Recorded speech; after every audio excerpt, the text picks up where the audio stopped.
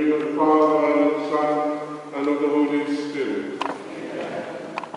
The grace of our Lord Jesus Christ, the love of God, and the fellowship of the Holy Spirit be with you all.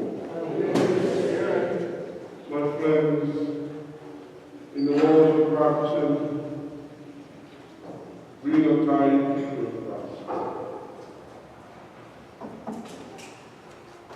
And rose with him to new life. May she now share with him in eternal glory.